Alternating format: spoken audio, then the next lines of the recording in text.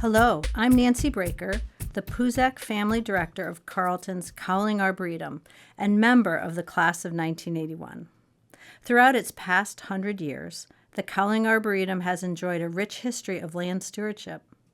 But it's also a vibrant community resource today and for the future, which makes it the perfect topic for this special presentation for Joseph Lee Heywood Society members. Both the Heywood Society and the ARB connect Carleton's past, present, and future in powerful ways. As the Arboretum Director and an alum, I'm very grateful to you all for the commitment you've shown today to protect the college's future. The ARB is a special place at Carleton and in many ways unique for a small liberal arts college. It provides a beautiful backdrop for relaxation, recreation, and a respite from a rigorous academic schedule. But first and foremost, the ARB is a living, breathing laboratory for learning, teaching, and researching. All of this happens in the ARB across all disciplines. One class that so beautifully incorporates nature, art, and hands-on learning is Woodworking, the Table, taught by Professor Stephen Mooring. In this advanced class, students use wood from the ARB to design and build a table, but it goes much deeper than just using this local material. Professor Mooring really wants students to appreciate the materials they use. I work with his class, starting by talking about forests and the kinds of trees we have in the ARB's forested areas. They learn how to identify trees, how we manage our forest, and why we might choose to cut down trees. Then they move into the sawmill, and students learn about milling and drying the wood. The class culminates with students using previously cut wood to sculpt a table of their own design. The humanities also use the ARB through classes such as American Nature Writing, an English class taught by Professor Mike Kowaleski.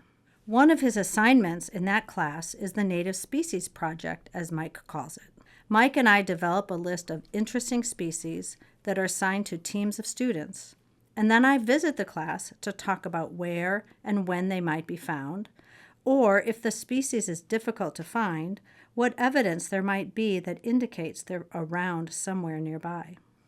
Students then research their species in a way that includes and goes beyond science to incorporate history, art, literature, or other cultural aspects.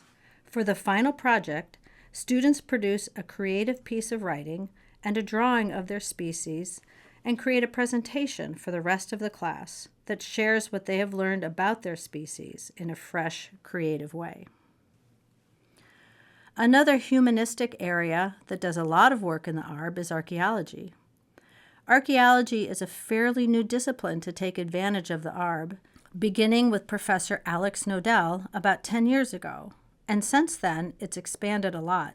Professor Sarah Kennedy currently teaches archaeology methods, which uses the ARB to introduce students to surveying, mapping, fieldwork, and excavating. Each term the class is taught, I work with Sarah to pick a location where we know there will be evidence of earlier human activity. Over the years, we've looked several times at the site of the Women's League cabin, which was demolished in 1998, but the foundation still lies beneath the ground's surface. The class has also excavated the site of Pine Hill Village, which served as housing for married veterans coming back to Carleton after World War II, and the site of the former swine and poultry operation, which was part of the college farm, operating on some of the first land President Cowling purchased that became part of the Arboretum. Everywhere the archaeology class works provides a fascinating dive into the college's history, and it's always fun to see the students learning in these firsthand, very tangible ways. Sarah says her students routinely tell her this is the most impactful class they've ever taken at Carleton. Of course, I can't forget our many science faculty members who utilize the ARB. Biology professor Mark McCone leads a group of research students studying the restored prairies in the ARB, looking at the prairie community, how plants impact each other, and how the prairie restorations have changed over time. Mark is interested in pollination ecology and has worked with students to understand strategies plants utilize to escape seed predators. For example, they've studied interactions between the New England aster and a moth caterpillar, whose larvae feed on the aster seed head.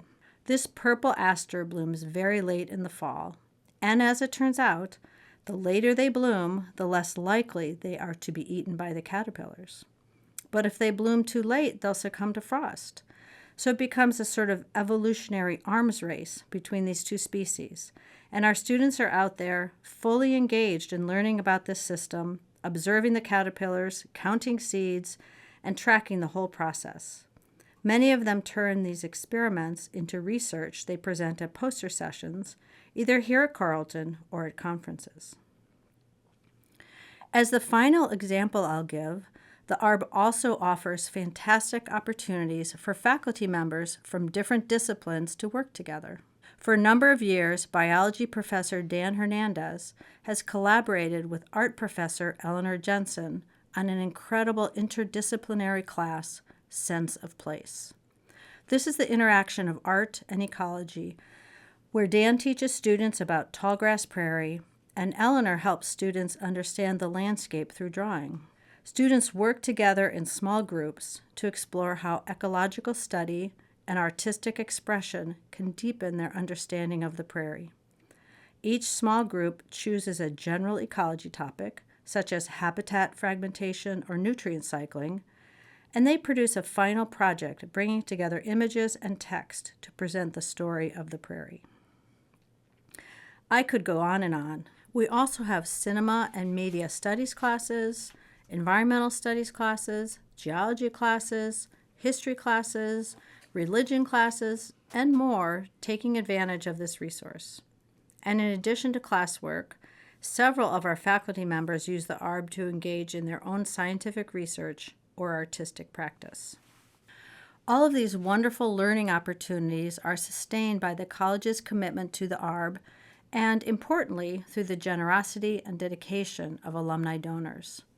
There are several endowed funds and future planned gifts that provide resources to steward our beloved ARB. One generous resource that supports students in the ARB is the Cole Family Memorial Arboretum Fund. Started in 1979 in memory of Richard Cole, class of 1969, by his parents, both from the class of 1940, his brother, John Cole, from the class of 1971, and many friends of the Cole family.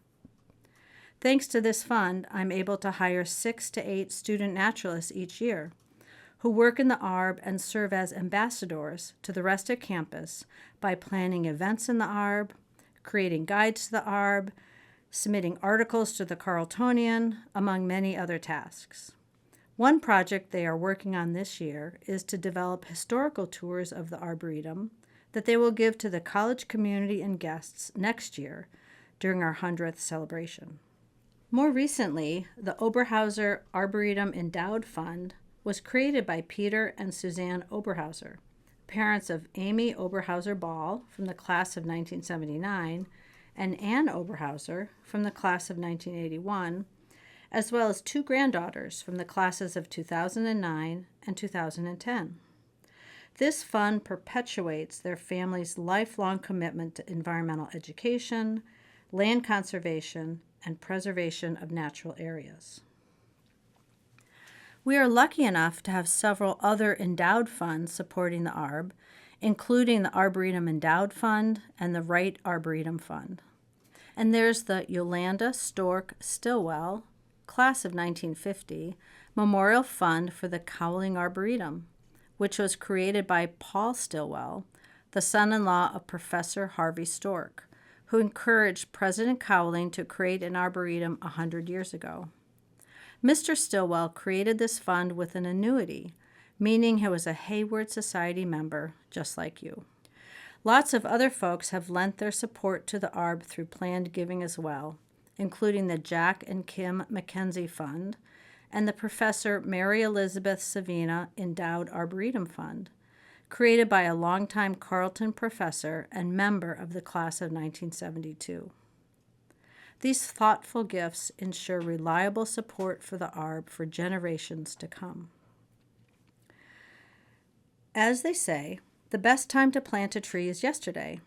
I'm very grateful that a century ago, leaders of this college had the vision to set aside land for future use. And you are all embodying that spirit too, by taking steps today to ensure Carleton's future.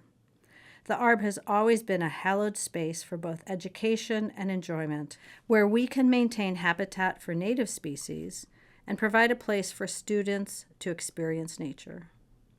For 100 years, students have learned here, listened to the birds' songs, taken in the beauty of flora and fauna, and felt the sun and wind. And thanks to the generosity and support of countless Carls, all of this will continue to be part of the student experience for generations to come. So, on behalf of everyone, present and future, who will benefit from your generosity, thank you for being a part of the Joseph Lee Heywood Society.